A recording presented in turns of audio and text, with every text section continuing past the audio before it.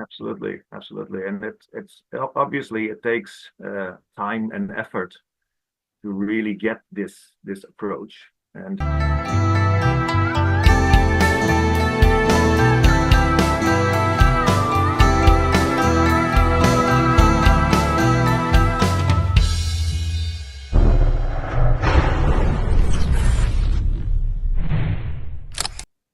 Michael, welcome to the show. Nice to catch up with you. And you're a busy man recently. You're doing a lot of things for kids, elderly, and in the middle. How are you today? I'm very good today, thank you, Les, and lovely to be here on your podcast. And yes, I've been doing a lot of things with karate for several groups. The main thing I do is teaching kids, but it has always been a wish of mine to also work with karate with the elderly and Hmm. adults. And recently, I've been doing some pilot projects in my local community that may lead to that dream coming true. So I'm very happy about that. Awesome. Can we start from the beginning? How did you get into martial arts? Oh yeah, I got into martial arts when I was 12. I'm 45 now, so I'm into karate for about 30 plus years now.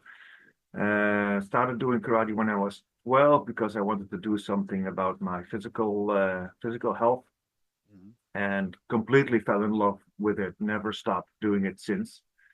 I started teaching at my own club in 2012. Small club at the time. Still is a modest club, but I'm pretty happy with it. I have now 50 students. Most of them are young kids, and I also have a nice group of teenagers and young adults, which is about 16 students there.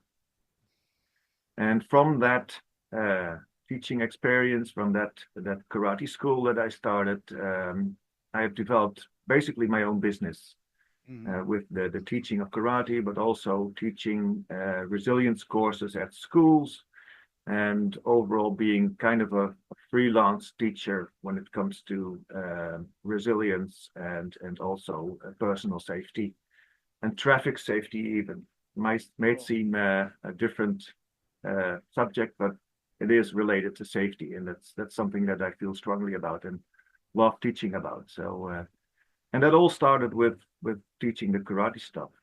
Hmm. And you've got the karate household, right? Hanneke, your wife, is training as well. Yeah. Absolutely, absolutely. Hanneke is my wife indeed, and we met in the dojo Ah. back in 2008 when we were training at the same dojo, and well, one thing led to another, and we are absolutely karate nuts, Hmm. both of us, and um, also with the karate that we do for the past decade, we've been making the transition from a 3K karate uh, practice to the more practical karate practice. Hmm.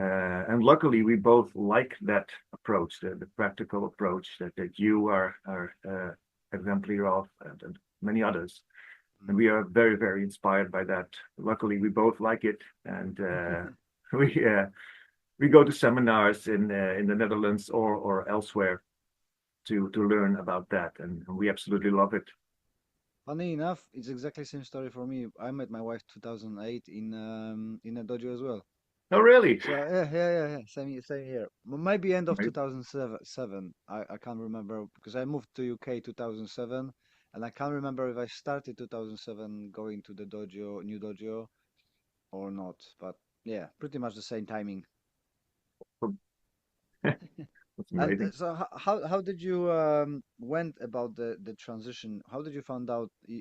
I'm assuming you found Ian, and because so many people I start talking to about the practical movement, and they all seems to be kind of driven by Ian's approach and bumping on into him online and then following up with it. Yeah, that's exactly what happened with me, and I can remember exactly the moment. I can even remember the exact video I saw of him. Um, when I first bumped into him on YouTube. I was doing some research on bunkai because I had a grading coming up with the group that I'm in. This was 2013, I think, in somewhere October, November. And I was doing the research. I bumped into Ian demonstrating something from Seiyunshin, Hmm. which is a kata that we practice.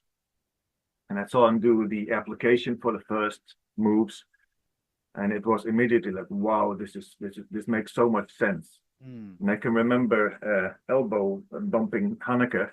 We were Hmm. sitting next to each other at fire in our house fireplace, and I showed her my laptop with the video, and I said, "This is the karate that I want to do." From the very first video, not knowing what it entails, Mm. other than what I saw at that time. But I was immediately enthusiastic about that. And funnily enough, I believe 3 or 4 months later, Ian came to the Netherlands for, I think, the first time Okay. to do a seminar. So we went there, and well, the rest is history, sort of. But So it was perfect timing, like stars aligned, right? yeah, From it feels bumping like one that. video, then to the training, and then now you're traveling around the world. We've been together in Germany on a castle, and Ian is quite often in your dojo. So it's funny how the little things lead to much bigger and bigger things, right? Absolutely, absolutely. And it's obviously it takes time and effort to really get this approach. And I'm not a really fast learner when it comes to this kind of stuff. So I need a lot of time to practice and to really get my head around it. But luckily enough, we have the time, and we can spend that effort on it. And it's really worthwhile because it's such an interesting approach, and it's also an approach that I find works well for every age group. You can do Mhm. this with kids, you can do it with teenagers and make it relevant for them. And I also believe that it can work for adults and the elderly as well. Mm. Obviously, you need to adjust things, but the core ideas of doing it in the spirit of self-protection and also in the spirit of mental and physical health. Uh, there's loads of stuff you can do with that approach. So I really like that. Yeah, it is karate is very versatile. It's not necessarily only the practical application, but I always say that karate have got many faces, and you just need to find the ones which you like, and this guy those which you don't like, so you can do whatever you want with it. And you are a perfect example, and I think I am a good example that we do in such a broad spectrum. From I don't do so much self-defense, but you're doing self-defense, you're doing the elderly, you helping kids with the resilience, and it's just so versatile that if you put the effort into it, you can make it to whatever you really want to. Absolutely, absolutely. And it takes an open mind and some creativity to see it like that.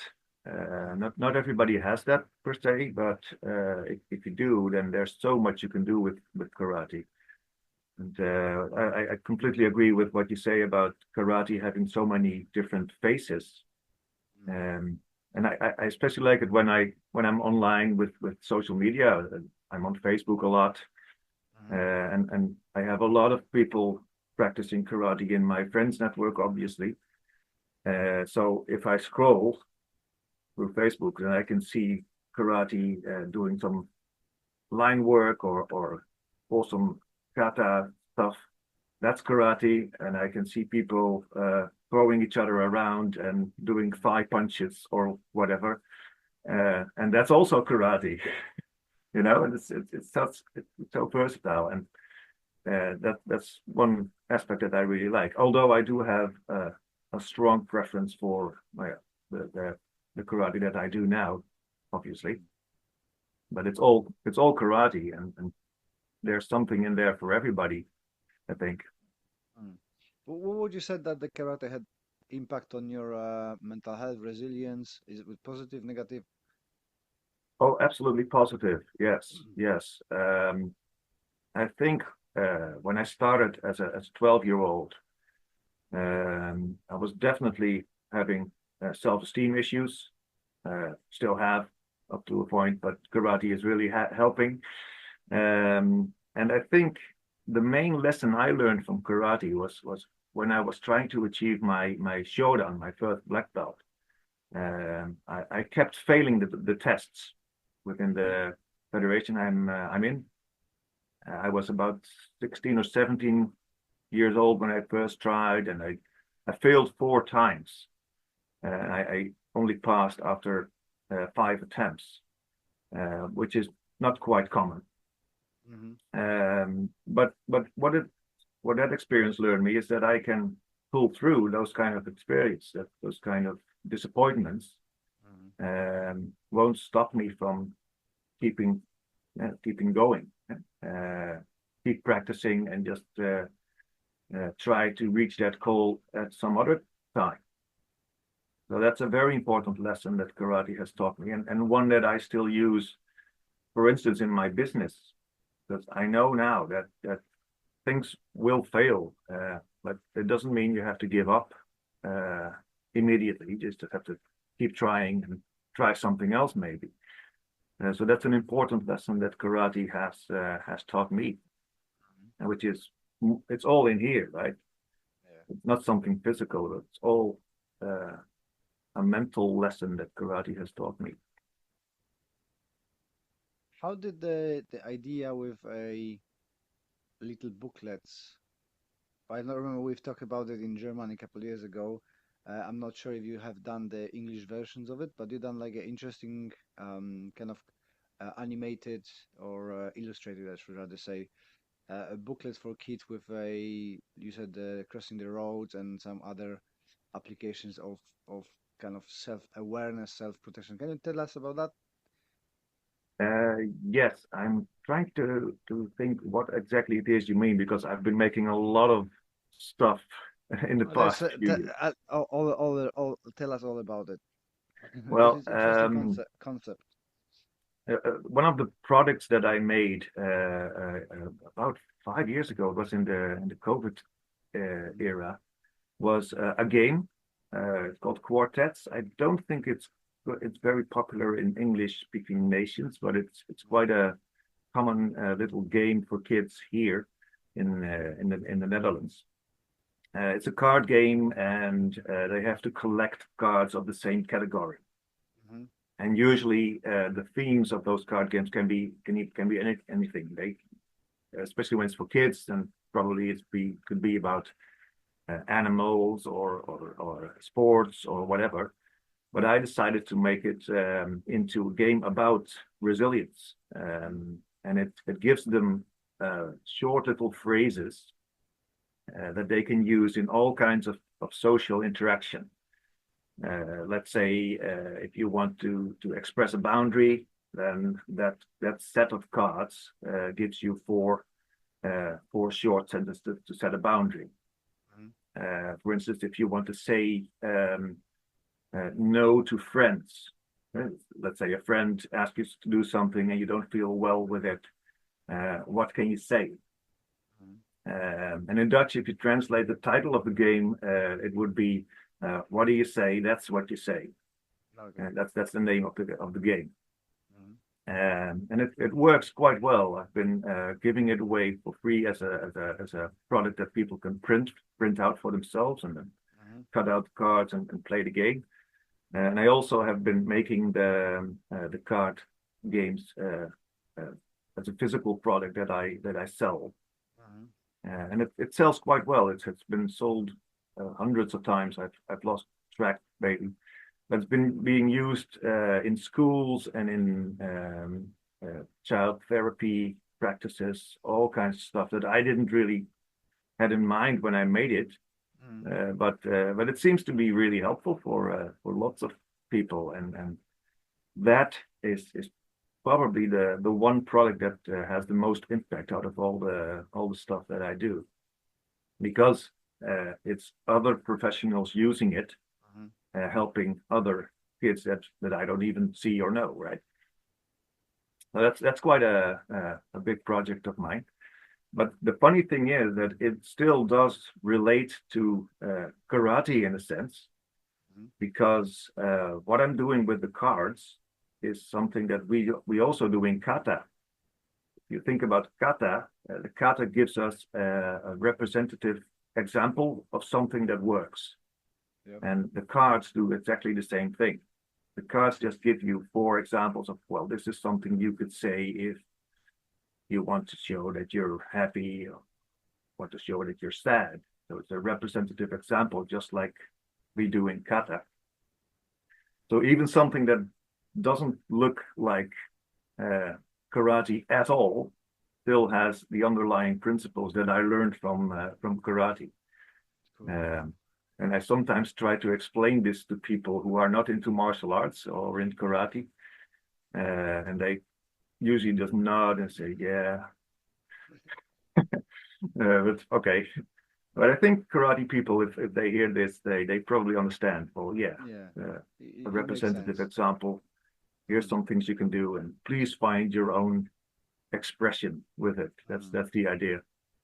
It is very interesting how sometimes things that you had a purpose for it find a niche somewhere else doing something else. I was listening about a product development, like an ebook, and one of the best examples was like your cards, is the band with the headphones built in it, and the creator wanted for runners, but it's a super big hit for a calming autistic children. They Yeah, tweaked it, and he said I never thought that's gonna be the thing, but he's selling hundreds of thousands of them for a specific that niche. So they had to make like more colorful ones with the characters on it and stuff like that. But he never come to him that it might be helpful to people. He just wanted to have something comfortable when he runs. yeah, And it seems to be a similar thing happening with your cards, right? absolutely, absolutely. I sometimes get feedback from people who use it, and they say I use it for this target audience, or I use it in this specific way that works for me. And 9 out of 10 times, I think, wow, I never would have thought that. It's exactly the same thing with the headbands, and I love that because I think what that has taught me is that if you have an idea like that, uh, the best thing you can do is just follow through with it, just get it out there without knowing exactly what it'll do or who it will help. But you have to get it into the world, and people will benefit from it probably in ways that you cannot even imagine.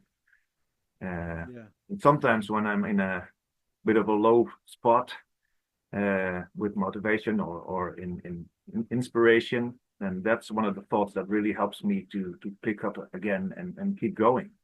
Mm. Yeah, Um, I end up in a very similar situation, but not with the product, but with service. So as you know, I teach elderly meditation and stuff, and council booked our local council booked me for 2 projects for a year, but I think they thought something else than I did. So they booked me on the meditation. I turned up for a classes. I asked for a test class because there was a group already done, and they didn't want a meditation. They wanted exercises. So, so I end up teaching now people to do resistant bands instead okay, of karate. But it's the same principle, like physical health, strong and caring. If you're stronger, you can help other people. And same thing. Luckily, I'm a personal trainer as well, so it doesn't clashes that something I cannot do. So, okay, we just adjusted, and I sneaking in karate moves in there for them anyway. So, but we don't call it karate. But like you said, it's never you if you start something, you never know where it's gonna take you. And I think lots of people um, resist the flow. So they've got the one image like I want to teach that group and I will do everything instead of opening up and allowing the life to take you wherever you need to. I never planned to work with elderly, but now I'm working with about 60 elderly people a week, wow, having fun and really enjoying it. So that's great. Yes. I was listening to your earlier podcast in which you gave an overview of the current projects you're doing, mhm, yeah. and it's just absolutely amazing. And Yeah, and it's just allowing things working in the background and don't worry. Like you said, you just don't know. Don't put yourself down. Just throw it out there and see what happens. If it doesn't happen with it, it would be exactly the same if you didn't throw it out there, That, right? yeah, that's You it. don't lose. You don't lose anything. Yeah, and it's always worth the effort, Hmm. I think.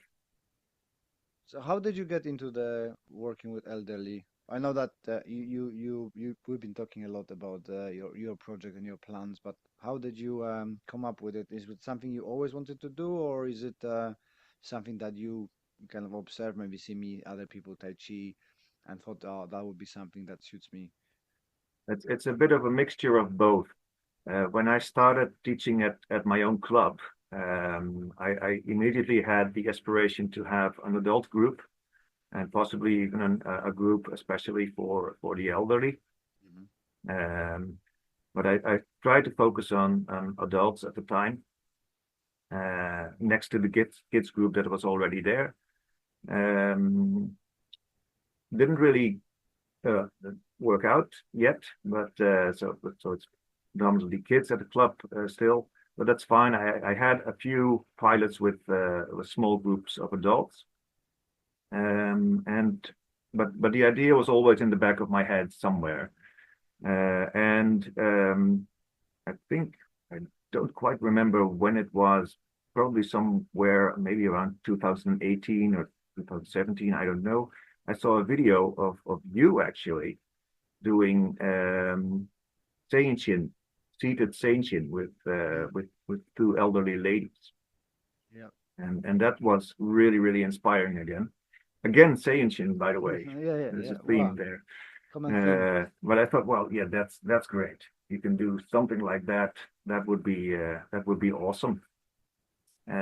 And then I reached out to you asking about Taiso and also asking if I could use that name, Hmm. if I remember correctly.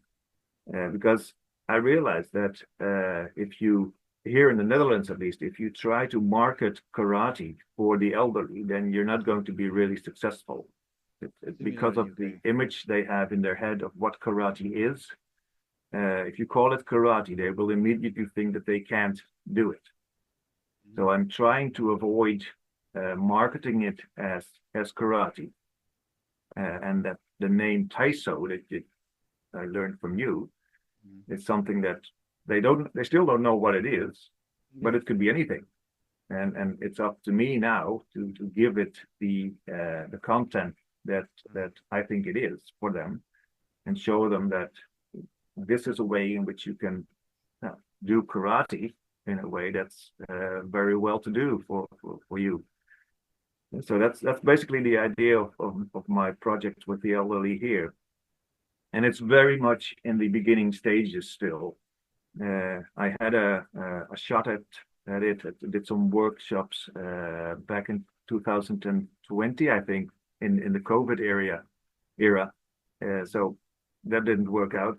It was in between a couple of lockdowns where I could do a few workshops, and then another lockdown came. So that just did. It wasn't the time for it now at the time. Hmm. But last September, last October, I was able to do a little bit of a pilot project with five classes in a local community center, Hmm. and that worked out pretty good. A small group of five people, but they were exactly the target audience, and they really enjoyed it. So I learned a lot from it, and we are now working on a follow-up on that, doing another one of those courses with hopefully new people and maybe some more people, and we just let it grow like that very slowly. And that's very interesting to see what they like and see uh, what they can do when I give them the karate stuff or the strength oh man strength training stuff. Yeah, yeah, yeah, yeah.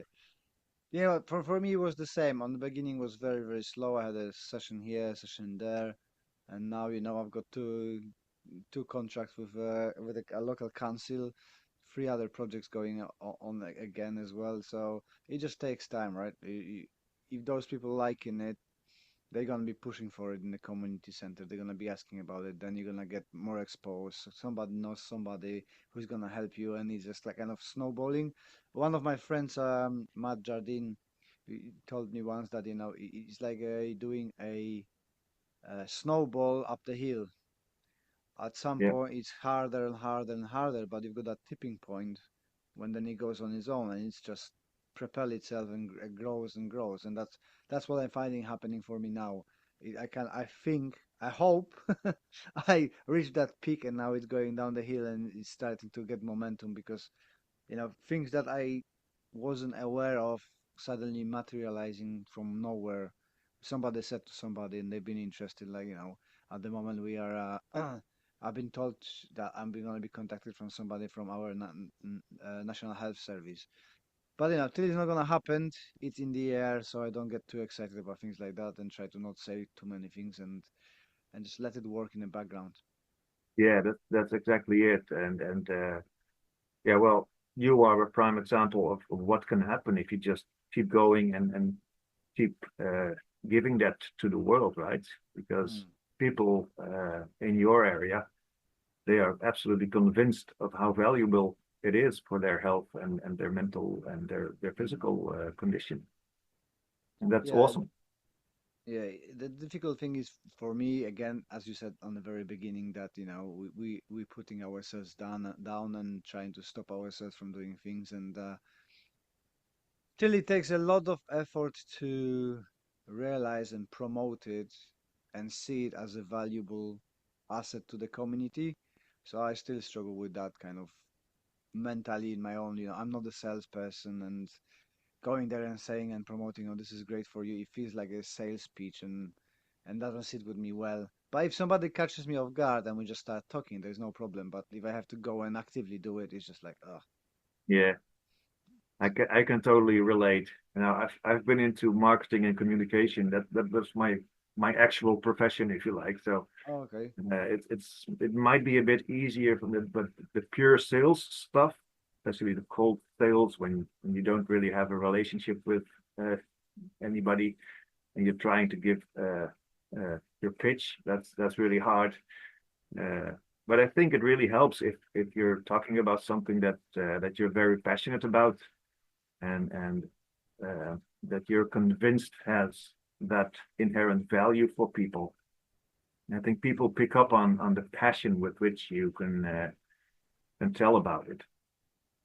Yeah, you And just have to let yourself go and sometimes and don't think about it. I'm selling something. I'm just let's just have a chat about stuff.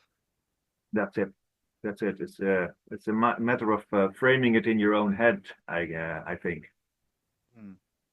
And in Netherlands, is it what kind of dominant style of karate is now? I'm probably gonna be Shotokan like everywhere, right? Yeah, yeah. I think Shotokan is one of the bigger styles, along with the Kyokushinkai style. Uh, if you look at the karate in the Netherlands, we have one large organization, which is the official uh, Dutch Karate-do Federation. I'm part of that. And within that federation, there are different style groups. I think Shotokan, well, Shotokan also is very split up. I think there are Yes. 3 or 4 Shotokan uh, groups within the federation, and there are 3 or 4 Kyokushinkai groups within the federation, 2 Shitoryu groups, of which I'm part of one.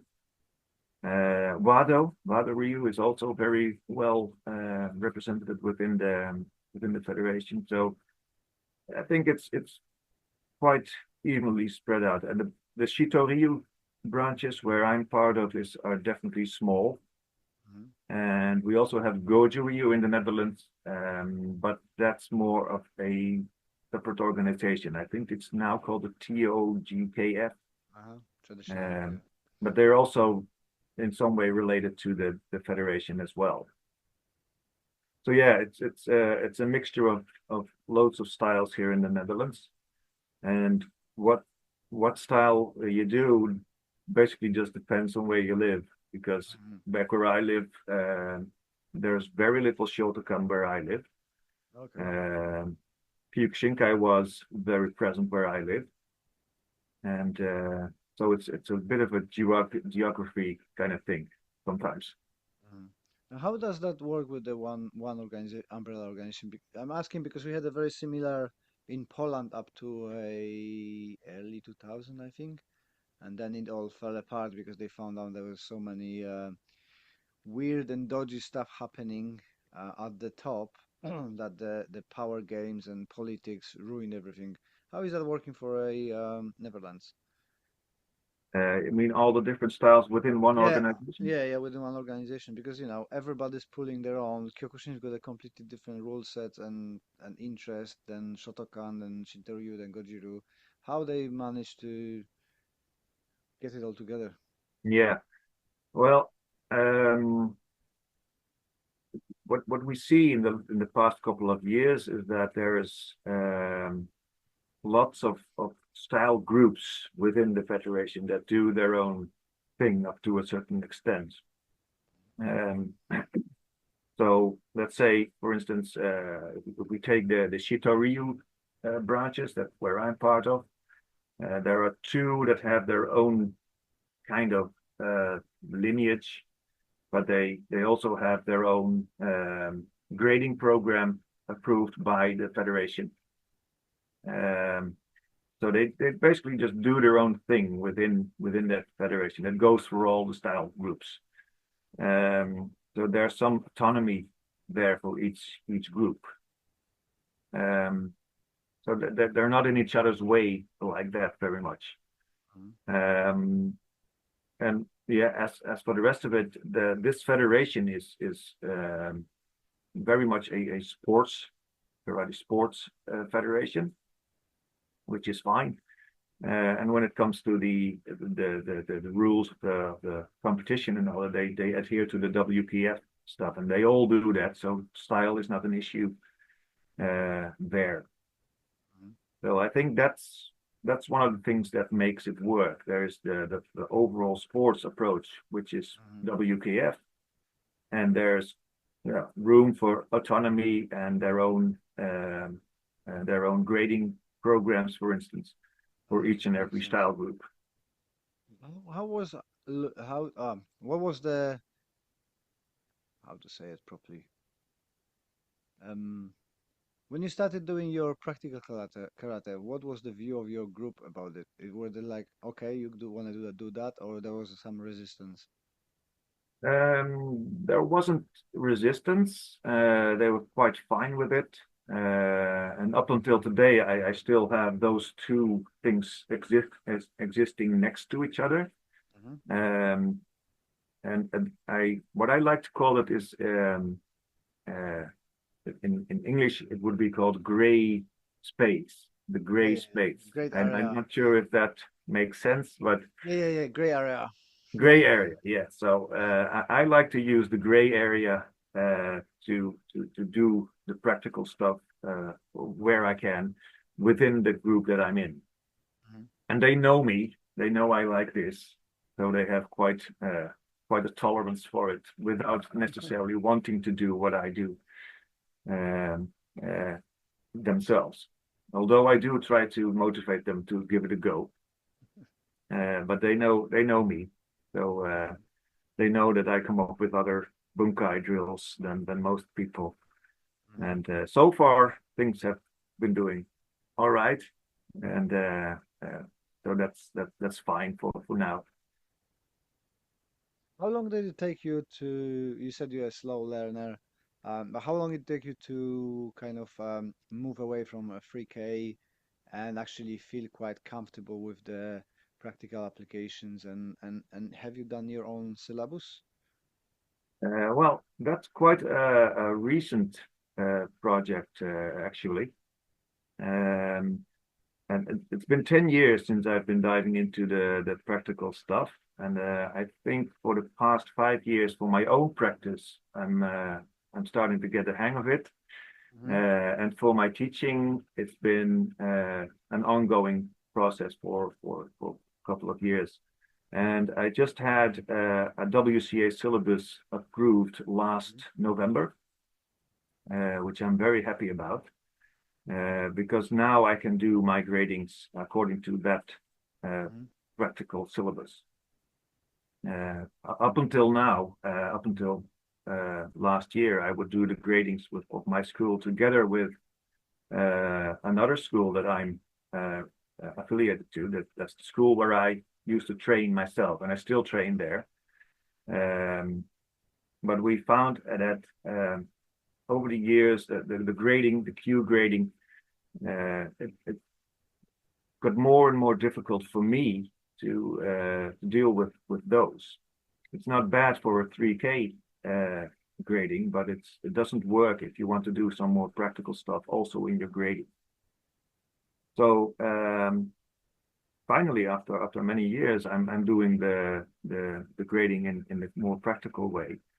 And by the end of this month, that will be the first time I will do my own grading according to that WCA syllabus. So that's quite a step for me. Mm-hmm. Cool. Is that not is creating a conflict with the main organization? Because then do you have to get approved as a World Combat Association dojo into your main organization who oversee everything, or how's that working? No, it doesn't. At least not for as far as I know.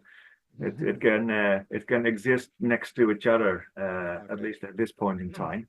So there's not like a law that you have to have one organization, is that everybody chooses to be with that organization to have a platform? Is that No, no, the federation that I'm in now allows people to be part of other organizations as well.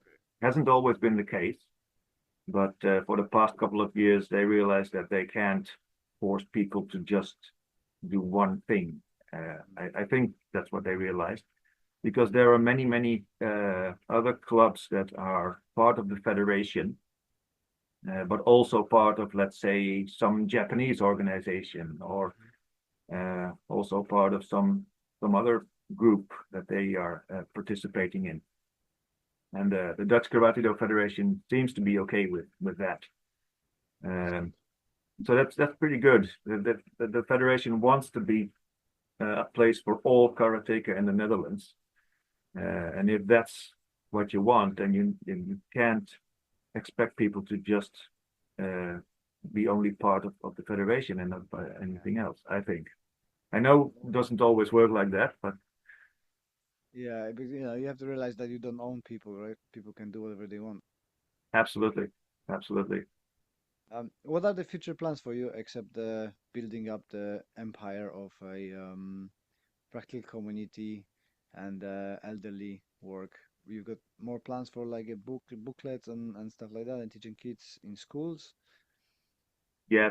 Um, I try to make another edition of the card game. That's something that I hope I can do this year. So that's something I'm working on. Um, and other than that, I'm just trying to slowly build more of the karate stuff for the elderly as well, uh, and maintain the school. I used to have the ambition of getting 100 students for my school, uh, but I realized that that is very ambitious in the area that I'm working in, a bit of a rural area, and I don't quite know if I could ever pull off 100 students. I'm at about 50 now, and I find that that's about what I can do on my own. So one of the things maybe for the karate school is to train an assistant teacher, and maybe have him or her run their own groups in the future, because that to me is something that's a long-term goal, right? I started teaching 12 years ago. I'm delivering my interpretation of karate now. How awesome would it be if somebody that I have taught and trained can also do that in the future? And it's not about that person delivering my karate, but Mm. that person, you know, taking the torch over from me and delivering her karate or his karate. So Mm. that's a bit of a dream of mine, just to train somebody else who will go and teach. I don't think so. It's a dream. I think it's a goal. Yeah, that's true. Because it's gonna happen sooner or later. You know, you're gonna have people going in, and you just need to find or it needs to arouse in somebody that wants to teach, right? I've got few students who are higher level but have no desire to teach. But recently we've got the one brown belt who is interested in teaching, so it's good. So I'm hoping to have expansion as well. Yeah, Um, and it's exactly true what you say. You can't force people to go and teach. It has to be something that comes from the inside by these people. mm. And but if it's there, I'll gladly support that and see if I can help them. That would be great. I'm sure it's gonna happen sooner or later. Listen, Michael, thank Michiel. I call you Michael. Michiel. That's okay. Well, usually when I'm speaking to English speaking people, I say just call me Michael because Michiel is very hard. You can do it. Yeah, yeah. I think because of Polish language, we've got a lot of CHs and SZs and stuff like that. So it's in that way is a little bit easier. But thank you for your time, and I'm gonna put the links if you can share where to find you and where to get your cards and all the stuff you're promoting. Yeah, there is actually an English version of the cards, but it's Uh-huh. not out in the world yet. Okay, So maybe this is the sign for me to get that going. exactly. Just do it. And where people can find you? Well, I have a website for my karate club. That's www.kaihatsu.nl. And I have a personal website about the card games, and that's just my name with .nl. So Michiel Commandeur .nl. And well, obviously, most of the information is in Dutch, Mm. but hooray for Google Translate or other software that may help people if they're really interested.